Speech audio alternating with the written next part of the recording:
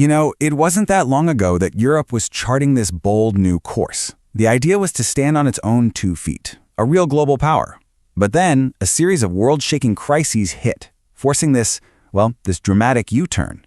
This is the story of how that dream of independence came to a really abrupt end, and what rose up to take its place.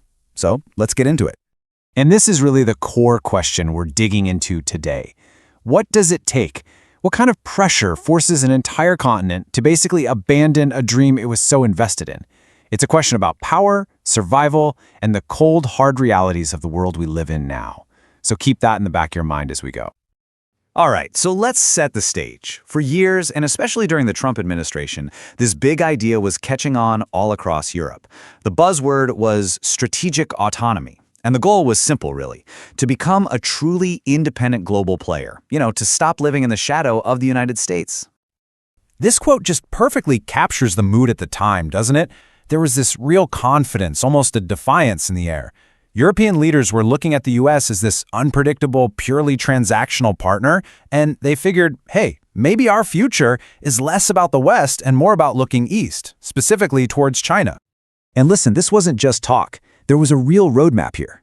The plan was to ramp up trade with China, build up their own military so they didn't have to rely so much on NATO, and basically be able to tell Washington, hey, thanks for everything, but we've got it from here. But then, the world changed, and it changed fast.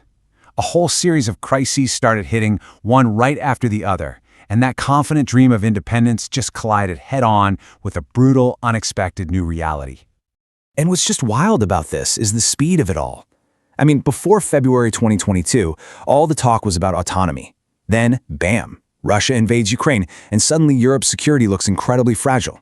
Right after that, an energy crisis hits, and then instability starts spreading everywhere. The ground literally shifted right under their feet. So here's the bottom line. When European leaders desperately looked around for a solution, for a security guarantee, for an economic safety net, they realized something terrifying. There was only one real option. The dream was over. Without the US, they were dangerously exposed on every single front. Now, the very first and maybe the most dramatic consequence of this reality check was all about energy. Europe was basically forced into this massive, lightning-fast pivot away from its main gas supplier, and the fallout from that was just huge. I mean, just look at this chart from 2021. Right before the invasion, Russia was supplying a staggering 45% of Europe's gas. That's almost half. This wasn't just some business deal, it was a deep, deep dependency. A vulnerability they were about to feel in a big way. Okay, now watch this. Fast forward to 2023, and the picture has completely flipped. The United States is now supplying nearly half, 48% of Europe's liquefied natural gas, or LNG. That's the stuff they cool way down so they can ship it across the ocean. In just 2 years, the US went from being a player to being Europe's indispensable energy partner. And the shift didn't even stop there. By late 2025, that number climbed all the way to around 60%. And let's be clear, this wasn't a choice made because they suddenly loved America more.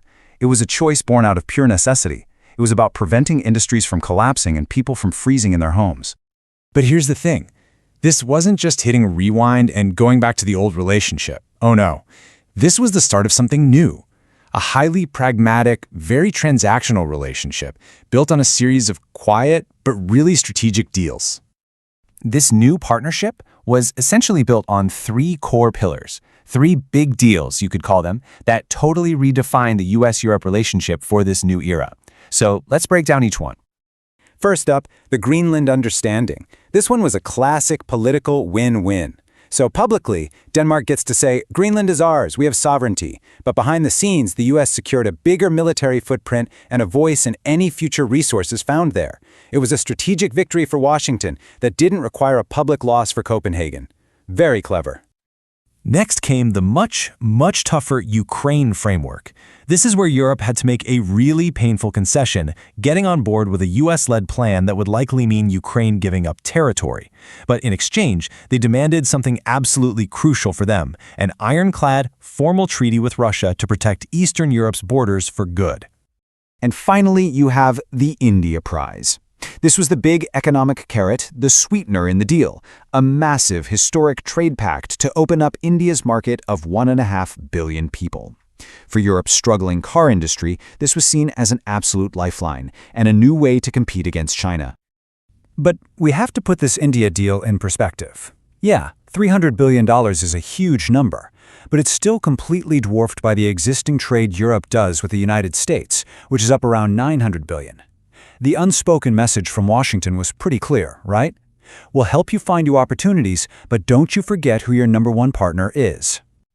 So what's the end result of all these pivots and deals and reality checks? Well, it's a fundamental realignment of the global map, with Europe now firmly back in the American sphere of influence. This right here, this is Europe's new reality. It's a full return to depending on the U.S. security umbrella. It means aligning with Washington's foreign policy even when it's unpopular at home. And it represents a huge choice, putting pragmatic survival ahead of that grand dream of sovereignty. In essence, the Western Bloc just got a lot more consolidated.